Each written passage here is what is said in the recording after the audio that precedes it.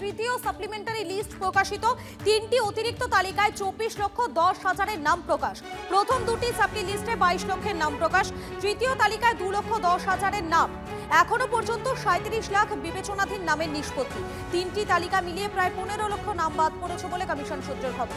চূড়ান্ত এবং supplementary list মিলিয়ে এখনো পর্যন্ত 76 লক্ষের নাম বাদ বলে খবর সূত্রে।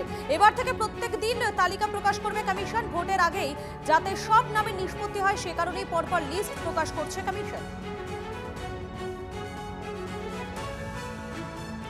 দেখুন, নির্বাচন কমিশন কাজ করছে, আদালত পুরোটা দেখছে। আমরাও চাই যে প্রত্যেকটি জেনুইন ভোটারের নাম যেন লিস্টে এসে যায় ভোটের আগে, তারা যেন ভোট দিতে পারেন। সেই উদ্দেশ্যে পদক্ষেপ চলছে। অপেক্ষা করুন। ভোটার তালিকা থেকে বাদ গেল ট্রাইব্যুনালে আবেদন। ট্রাইব্যুনালে অনলাইনে আবেদনের ব্যবস্থা চালু হয়ে গেল। কমিশনের ওয়েবসাইটে গিয়ে আবেদন করা যাচ্ছে ট্রাইব্যুনালে। সুপ্রিম কোর্টের নির্দেশে রাজ্যে 23টি জেলার জন্য 19 জন অবসরপ্রাপ্ত বিচারপতিকে নিয়ে 19টি ট্রাইব্যুনাল গঠন করেছে হাইকোর্ট। সাপ্লিমেন্টারি লিস্টে যাদের নাম বাদ পড়েছে তারা আবেদন করবেন ট্রাইব্যুনালে। অফলাইনে ডিএম, এডিএম, এসডিও অফিসে ফর্ম ফিল আপ করে জমা দিতে হবে। এসআইআরে বাদ গেল প্রাক্তন এসইউসিআই সাংসদ তরুণ মণ্ডলের নাম। দক্ষিণ হাওড়ার 279 নম্বর পার্টের ভোটার ছিলেন প্রাক্তন সাংসদ। বিবেচনাধীন ভোটারের তালিকায় প্রাক্তন সাংসদের নাম ছিল। সাপ্লিমেন্টারি লিস্টে বাদের তালিকায় নাম তরুণ মণ্ডলের। হিয়ারিং এর সব কাগজপত্র জমা দিয়েছেন দাবি প্রাক্তন সাংসদের। সিইও দপ্তরে অভিযোগ প্রাক্তন এসইউসিআই সাংসদ তরুণ মণ্ডলের। 2009 থেকে 2014 সাল পর্যন্ত জয়নগরের সাংসদ ছিলেন তরুণ মণ্ডল। এসআইআরে বাদ গেল প্রাক্তন এসইউসিআই সাংসদ তরুণ মণ্ডলের নাম।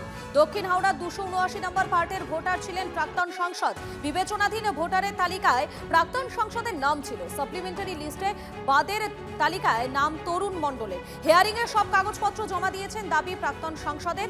সিইও দপ্তরের অভিযোগ প্রাক্তন এসইউসিআই সাংসদ তরুণ মণ্ডলের। 2009 থেকে 14 সাল পর্যন্ত জয়নগরের সাংসদ ছিলেন তরুণ মণ্ডল।